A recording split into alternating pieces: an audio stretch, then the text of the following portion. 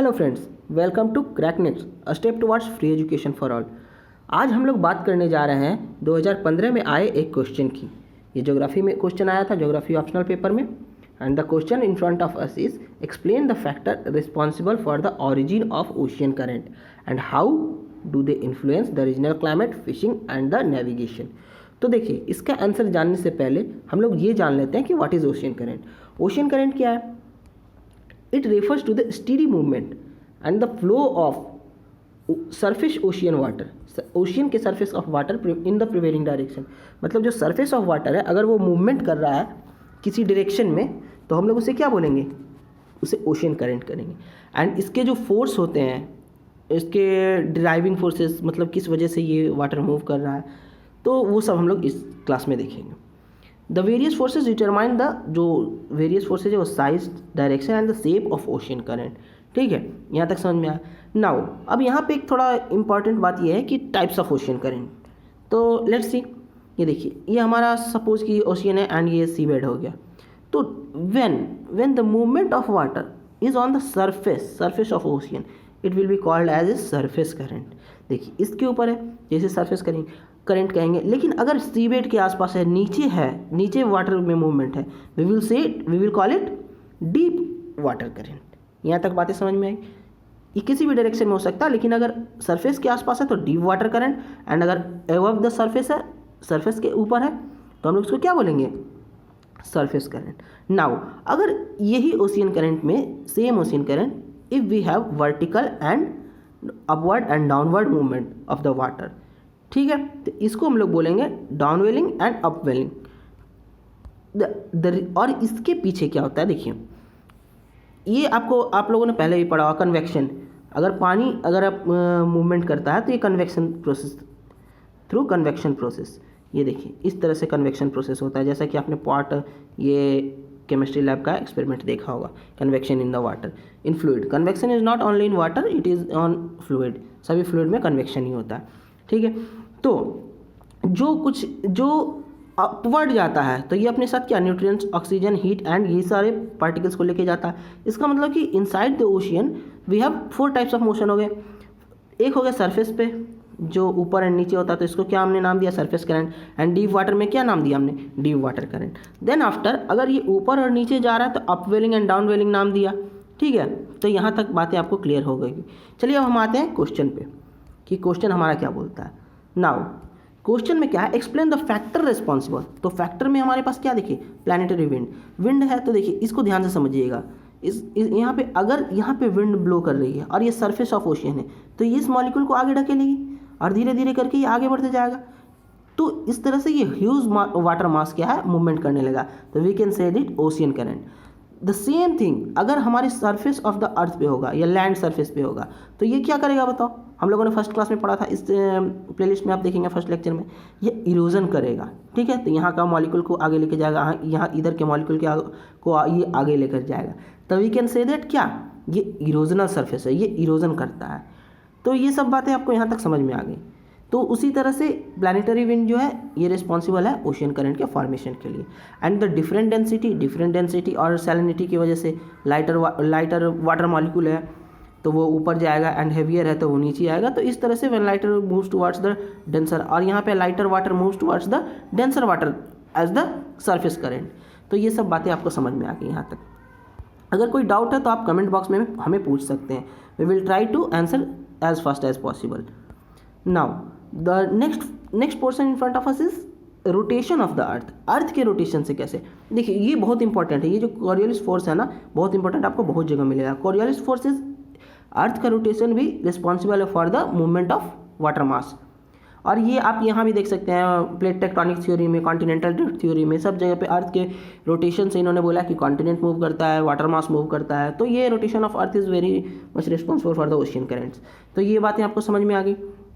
Then the shape of the coast line. देखिए, shape of the coast line तो responsible है। देखिए, इधर वाटर ओशियन करंट आ रहा है तो इधर मूव कर जा रहा है। तो ये डायग्राम को आप इंटरनेट पे सर्च कर लीजिए, मैं ग्रुप पे डाल दूंगा, आप इसे देख लीजिएगा। इसको एक बार स्टडी करना बहुत अच्छे से ज़रूरी है। तो ये हो गया shape of the coast line, ठीक है।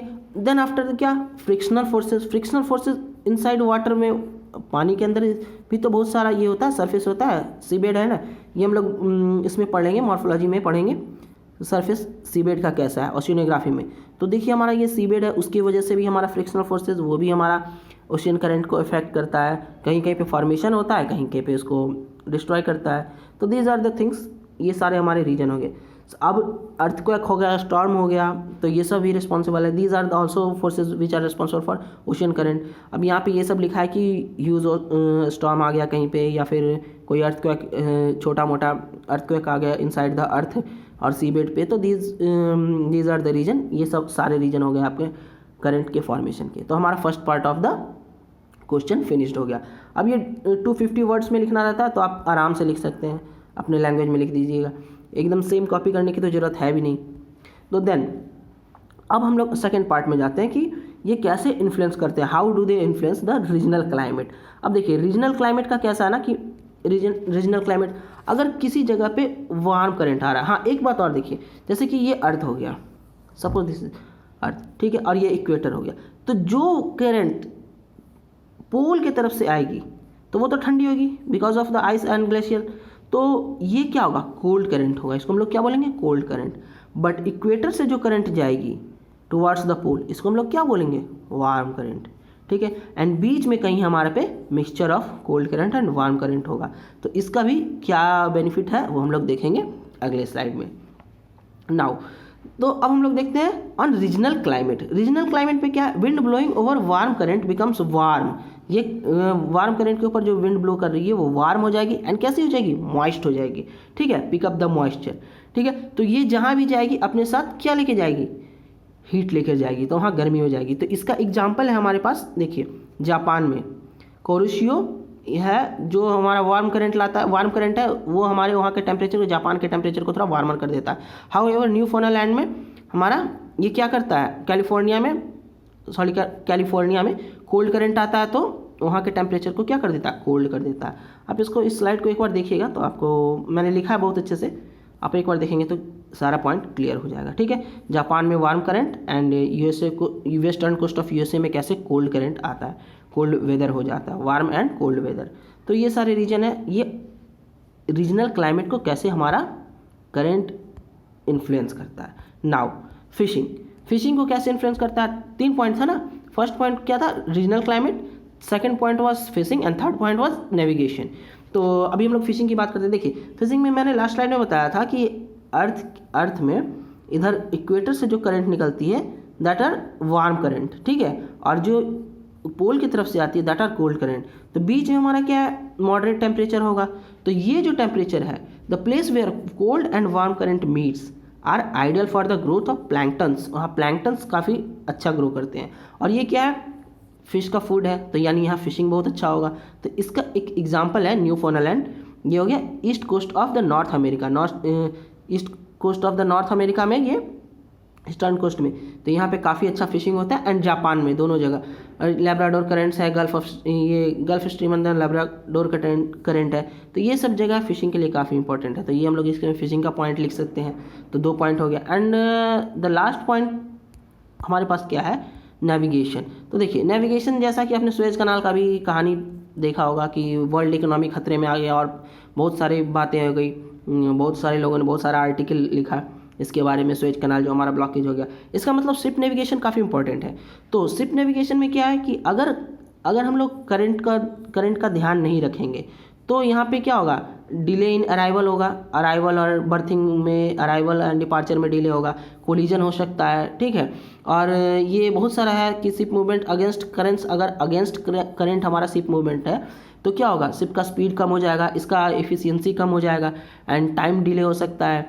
और अगर सेम डायरेक्शन में जा रहा है करंट के, तो मे बी स्पीड इंक्रीज हो जाए। तो ये सारे, इन सब की वजह से एक बहुत बड़ा टॉपिक बन जाता है। तो इसलिए ओशियन करंट का पढ़ा जाना शिप नेविगेटिंग ऑफिसर लोग के लिए काफ़ी इंपॉर्टेंट है। तो ये सब आप यहाँ पे देख सकते हैं, मैंने लिखा है। तो इन सब से आप पॉइंट निकाल के इस क्वेश्चन को काफ़ी अच्छे से लिख सकते हैं 250 वर्ड्स में। और कोई न्यू रिसेंट अगर डिस्कवरी है या न्यू रिसेंट कुछ एग्जांपल्स है तो वो सब भी आप क्वेश्चन में अच्छे से लिख सकते हैं। और इसमें एक पॉइंट है कि आपको सारे करंट का कुछ करंट्स का नाम याद रखना होगा। एंड ये जो मैप वगैरह है जो मैंने लास्ट क्लास में भी बताया था कि देखिए इधर का ये जो मैप है, इसको एक बार आपको इनलार्ज करके देखना होगा। अगर इसमें कुछ डाउट रह गया तो आप हमें कमेंट बॉक्स में पूछ सकते हैं, फिर मैं कोशिश करूँगा, अगर उसमें भी नहीं क्लियर हुआ तो मैं कोशिश करूँगा कोई और एक डेडिकेटेड वीडियो बनाने की। तो अब हमारा आज का क्लासेस में बस इतना ही। आप हमें प्लीज़ सपोर्ट कीजिए, प्लीज़ सपोर्ट अस। और कोई सजेशन है तो आप हमें सजेशन भी दे सकते हैं। लाइक शेयर एंड सब्सक्राइब कीजिए हमारे चैनल को। आप हमें इस नंबर पे सपोर्ट भी कर सकते हैं। एंड कोई भी क्वेश्चन है तो आप हमें कमेंट बॉक्स में कर सकते हैं। कमेंट बॉक्स में क्वेश्चन पूछिए, हम लोग जल्दी से जल्दी उसका जवाब देने की कोशिश करेंगे। एंड लास्टली बहुत बहुत धन्यवाद, आपने अपना कीमती समय हमें दिया। Have a nice day, take care.